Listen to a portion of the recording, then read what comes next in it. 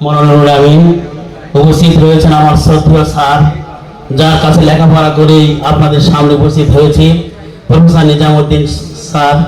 নেতৃবৃন্দ আমার সামনে উপস্থিত, মুফাসসির ভাইরা, সকলে আমরা মাঠে ময়দানে সব সময় কোরআনের দাওয়াত দিচ্ছি, কথা ঠিক কিনা?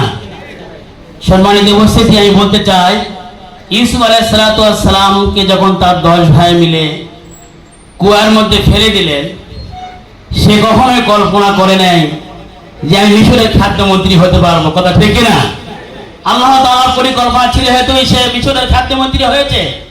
হযরত মুসা আলাইহিস সালাম বনি ইসরাঈলকে নিয়ে যখন সমুদ্রের পাড়ে গেলেন, ওই মুহূর্তে আল্লাহ রাব্বুল আলামিন রাস্তা তৈরি করে দিবেন। এটা কি মুসা আলাইহিস সালাম জানতেন? কখনোই জানতেন না। আল্লাহ রাস্তা তৈরি করে দিয়েছেন।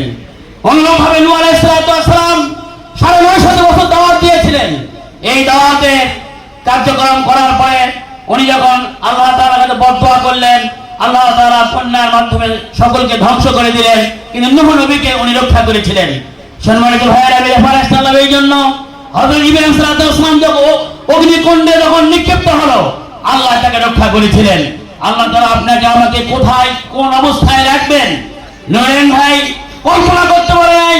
2026 সালে উনি এমপি হিসাবে সংসদে যাবেন, কথা ঠিক কিনা বলেন? আল্লাহ তাআলার পরিকল্পনা।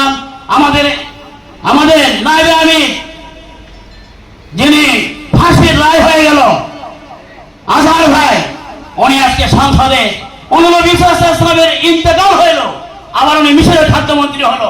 অন্যভাবে এতে আজহার ভাই ফাঁসি হলো, আজকে উনি সংসদের বিরুদ্ধে, কথা ঠিক কিনা বলেন?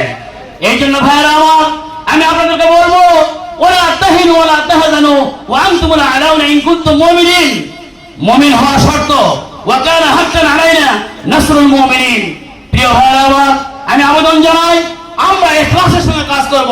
বিগত 54 বছর ধরে কাজ করতে পারি নাই, আগামী 5 বছরে কাজ করে এই সংসদকে আমাদের নিয়ন্ত্রণে নিতে হবে, কথা ঠিক কিনা? আবু সাঈদ মুগ্ধ শেষ হয়নি যুদ্ধ, আমরা ডিমান্ড করব না। আমরা আমাদের তাফসীর মাহফিলের কাজের পাশাপাশি আমরা আমাদের ব্যক্তিগত জীবনে কোনো একটা কর্ম করব। আমরা শুধু কন্ট্রাক্ট ভিত্তিক, আমরা আমাদের জনগণের মাঝে যেই দাওয়াতি কাজ করি, সেখানে অনেক কষ্ট করে মাহফিল করে আপনাদের যে সম্মানী দেয়, যে হাজিরা দেয়, সম্মানের সাথে রাখবেন। পরবর্তীতে মাহফিল করে আসার পরে অনেক কথা হয়। জয়পুরহাটের জমিনে আপনাদেরকে দাওয়াত দেই, মরহুম আব্বাস আলী খানের ময়দান আমাদের এমপি উপহার দিয়েছে, আমরা এক আসন থেকে। আমি সকল মুফাসসিরকে দাওয়াত দিব, ইনশাআল্লাহ।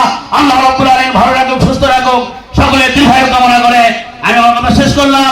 আসসালামু আলাইকুম ওয়া রাহমাতুল্লাহি ওয়া বারাকাতুহু।